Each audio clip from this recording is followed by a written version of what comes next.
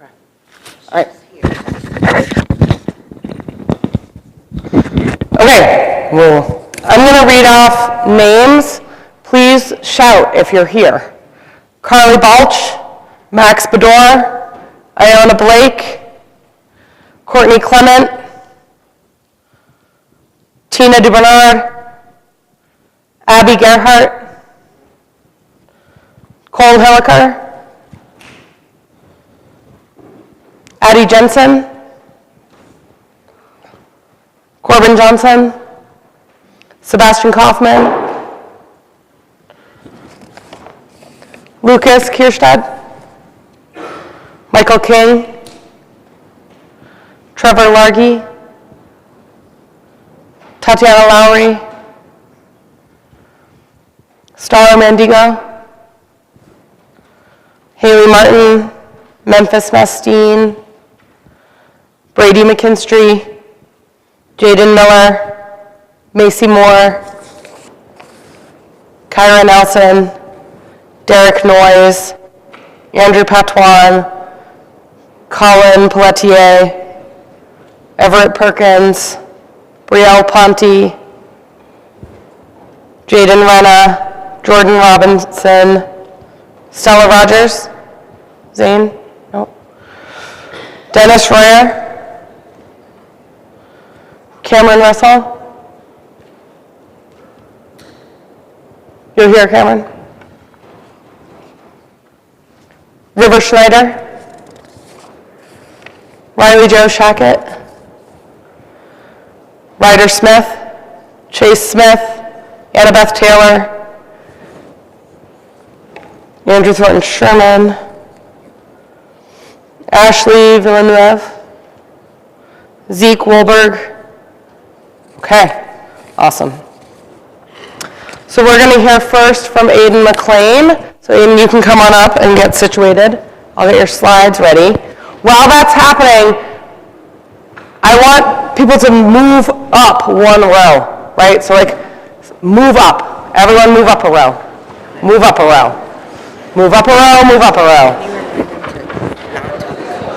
Yep. They're already whispering. I just found out that there are two who are with the 9th grade.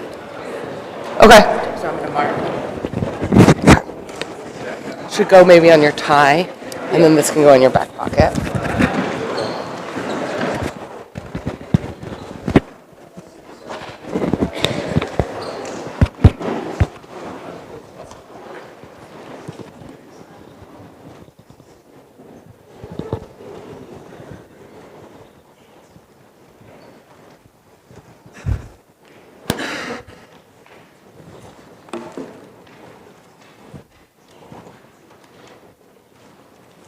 Give you the 5-minute warning sign after 10 minutes. You have like 5 more minutes to talk, and then a Q&A. Okay, do you have any questions? Let me just make sure this is working. All right, we're good. Okay. I want to remind everyone to not engage in side conversations and to give our presenters the respect that they deserve for the hard work that they've done. Please give a hand welcome to Aiden.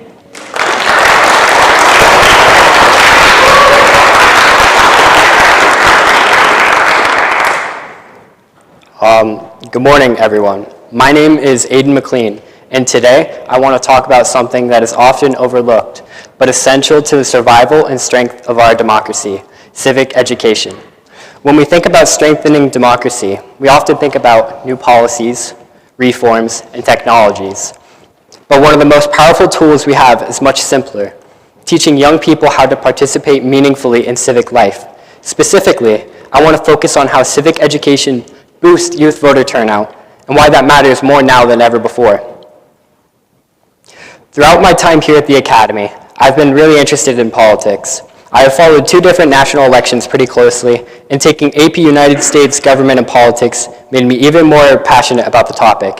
That class helped me understand how government actually works and how it affects real people, not just in theory, but in everyday life.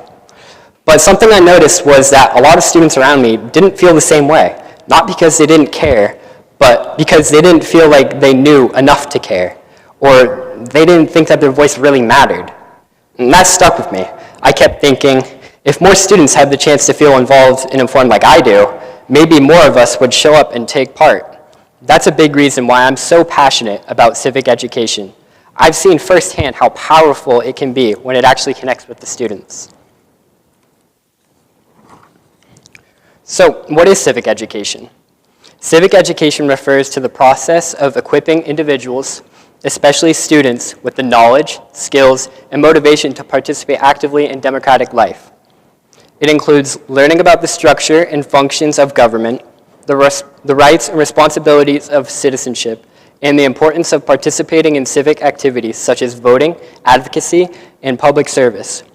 But true civic education goes beyond memorizing dates or government structures. It involves critical thinking about current events, understanding how laws affect everyday lives, developing skills in debate, advocacy, and negotiation, and building the confidence to participate in politics, not just watch it happen.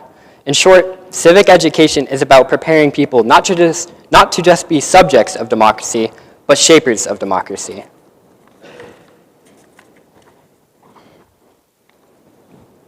Civic education matters to our democracy.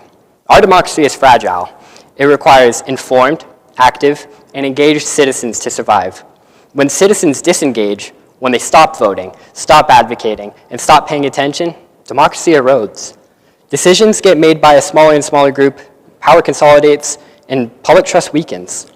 Civic education serves as democracy's immune system. It protects against apathy, misinformation, and extremism by building critical thinking, public engagement, and trust in democratic processes. Without strong civic education, young people grow up without understanding their power, or worse, believing they have none. They become easy targets to disillusionment. With civic education, young people grow up believing they can change their communities and their countries for the better. Historically, young voters, those aged 18 to 29, have the lowest turnout rates of any age group. In the 2014 US midterms, only 19.9% of young eligible voters cast a ballot. That's the lowest rate ever recorded. Even in presidential elections, where turnout is higher, youth participation consistently lags behind older demographics. There are many reasons for this. Young people often move frequently, which complicates voter registration. Or they may feel disconnected from political parties and candidates. Or they may lack knowledge about how and where to vote, and they may believe wrongly that their vote doesn't matter. However, research reveals a powerful finding. Civic education can overcome these barriers. The evidence linking civic education to youth voting is compelling.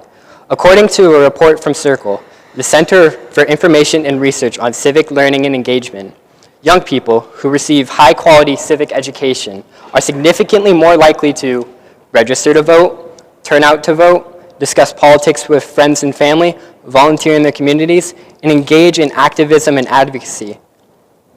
One study found that students exposed to 6 proven practices of civic learning, like discussing current events, participating in simulations, and engaging in service learning, were twice as likely to vote as those who weren't.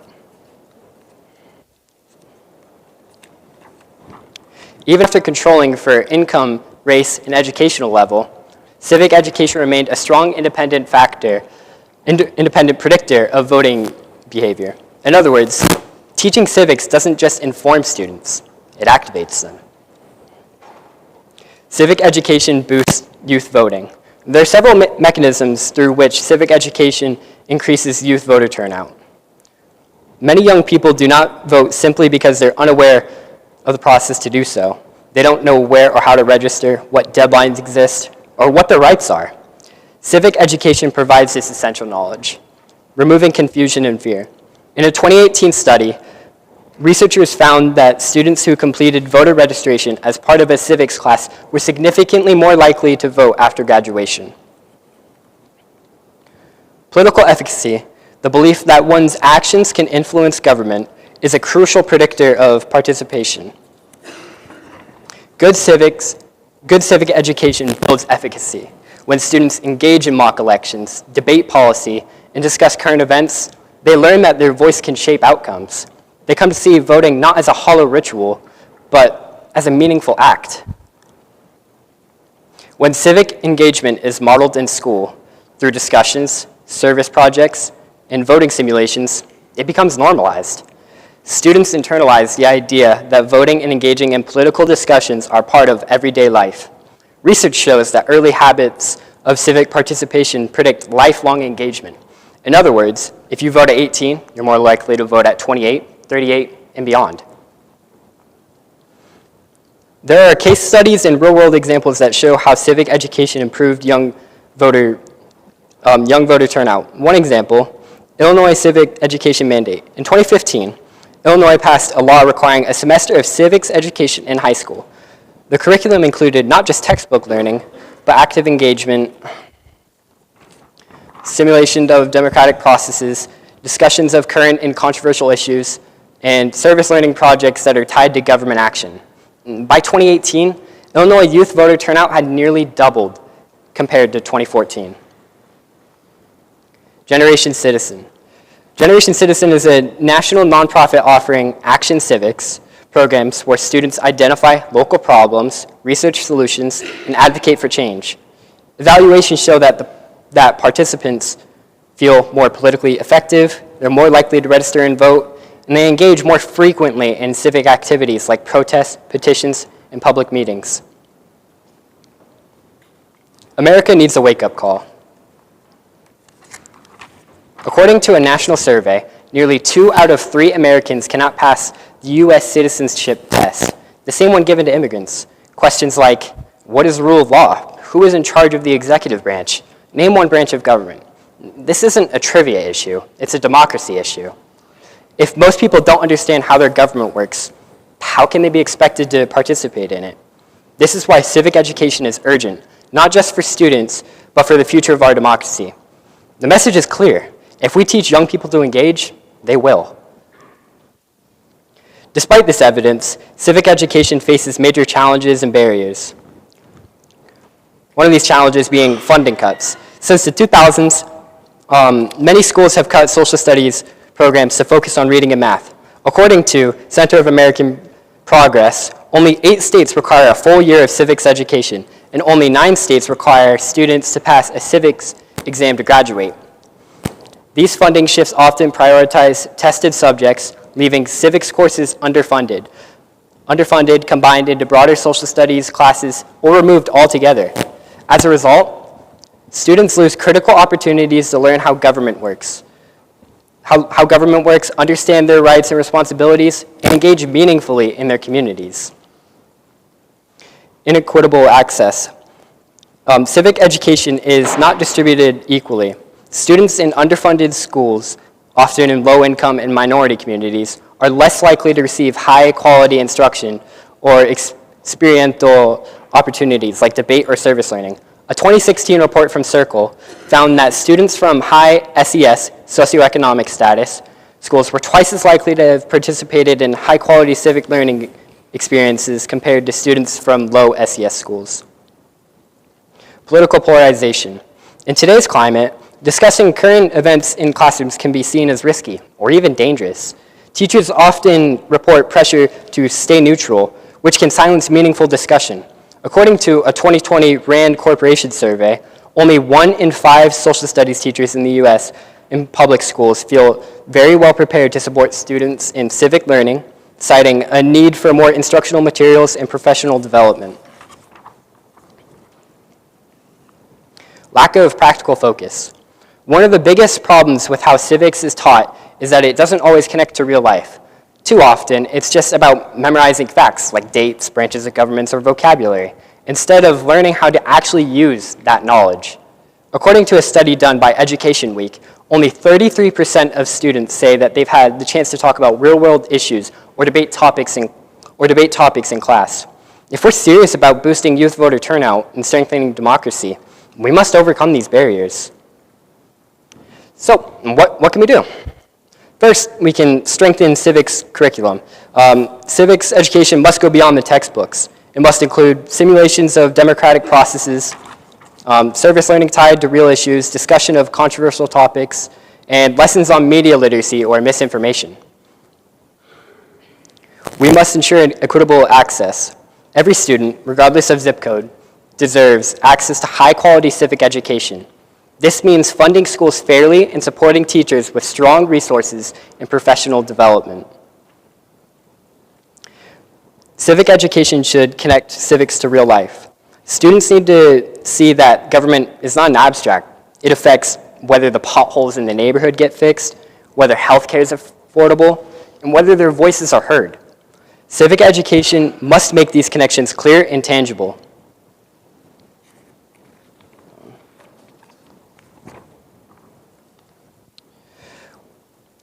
We must find ways to lower structural barriers to voting. Schools can help students register to vote and learn the mechanics of participation, reducing friction and increasing turnout. States like Colorado and Oregon, which have implemented automatic voter registration, consistently see higher youth turnout. Education combined with systemic accessibility creates real change. My hope is to have signed a bill that requires civics education, a semester-long course that engages high school students in civic education like many other states in the country already do so. In this bill, I will include the curriculum standards, seek funding for the programs along with pre-registration for voting. My original outcome was to propose a civics course requirement here at the Academy, but a social studies teacher I've worked closely with through this process, Mr. Eckhart, told me to think bigger and propose a bill to the Vermont State Legislature.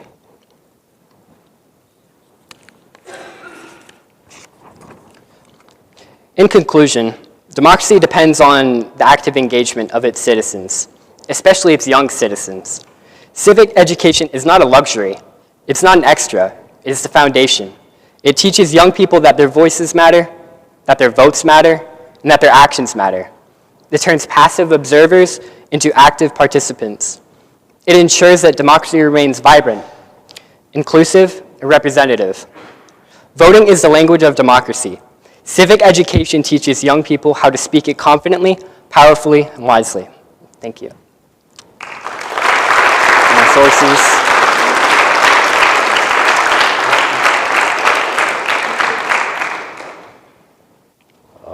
Any questions?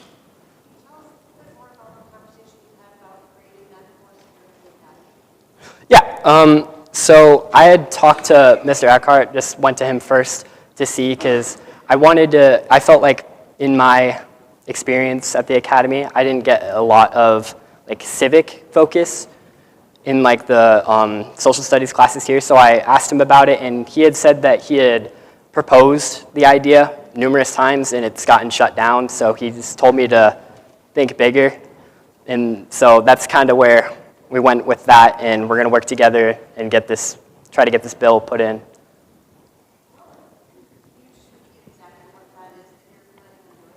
Yeah, so I'm planning on having a mandated civics education course for all high schoolers in Vermont. Yep. In a country in which systems such as the electoral college, popular vote not even determining the outcome of the presidential election, what evidence are you able to use to show individuals that their individual voice does actually matter, especially in states like Vermont that have historically been primarily led on voting? Can you repeat? You're kind of far, I'm sorry. Yeah, of course. So in a country where systems like the electoral college and things like the popular vote not actually determining the result of the presidential election, what evidence can you show to the youth that their individual voice actually matters, especially in states that have historically been one color or the other, either red or blue, such as Vermont? Yeah, so for this, I'm thinking more of like a local, practical like engagement. So like getting involved in your local government, going to the town meeting, speaking up at, going to protest, getting involved in that sort of aspect really shows that, if you involve yourself, there's no stop, even if, whatever the electoral college dictates the election. You should be able to speak your mind and what you believe in, and I think that that's a good way for students to, engage. Yeah, Jules?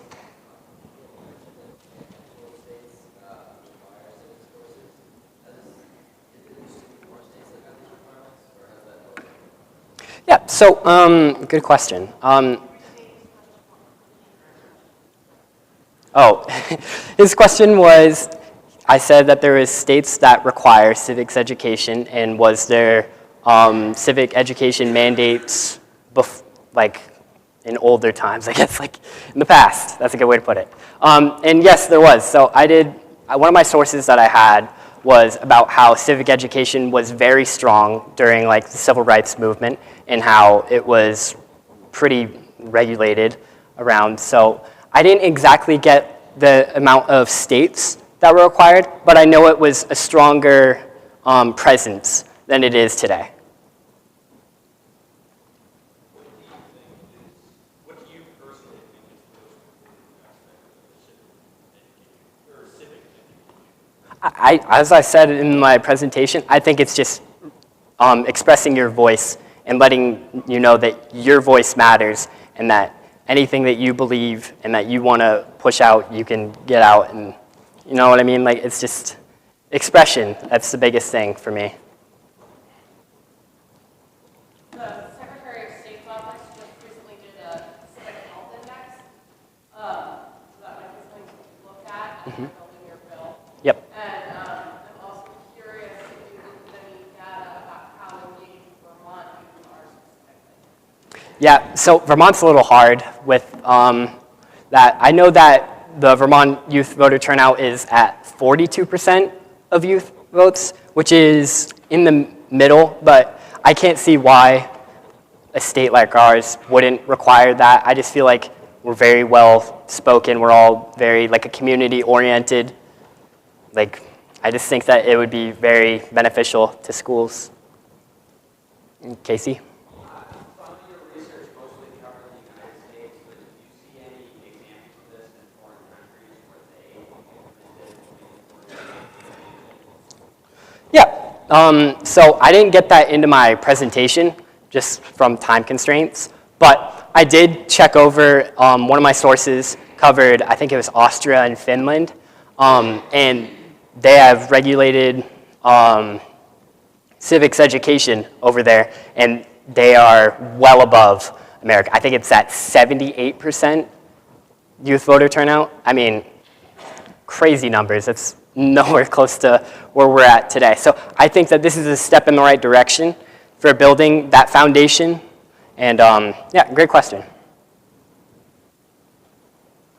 Yep. Can you address all the ways that the youth in this room can register to vote? Maybe it's not really clear at multiple ways that Vermont has for their population to register to vote. Yeah, so for me, I went online and I went right on to Vermont, whatever state website, and it's a very easy process. You need to provide government identification, so driver's license, passport, any of that, and you can sign up with your name and register whatever party you want to be under, or you can be undecided, either one.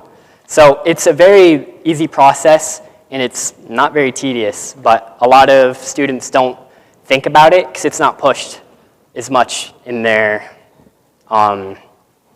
situation, I guess. Yep.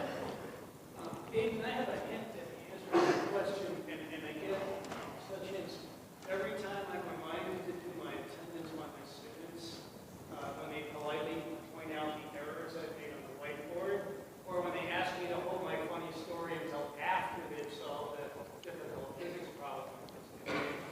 But how do you respond to the argument that 17-year-olds are too young to vote? I think that that's crazy, considering that 18-year-olds are able to vote. That's 1 year difference. I think that with the right and proper education and the right and the right education of civics, like the mandate that I want, I think that they will be well oriented to be able to vote. And I think that it wouldn't make that much of a difference for a 17-year-old less than an 18-year-old to vote. I don't see that. Last question. Yeah, Jules. It would make sense to open voting up to 16 and 17-year-olds that are able to pass the civics exam. Yeah, so I think that a civics exam being the sole factor of how to vote could be a little dicey just because voting is a little bit of a tedious process, and I don't know, 16-year-olds' attention span isn't all there, but so it could be, but you'd have to see. In this current state, no, I don't think so, but yeah. Thank you.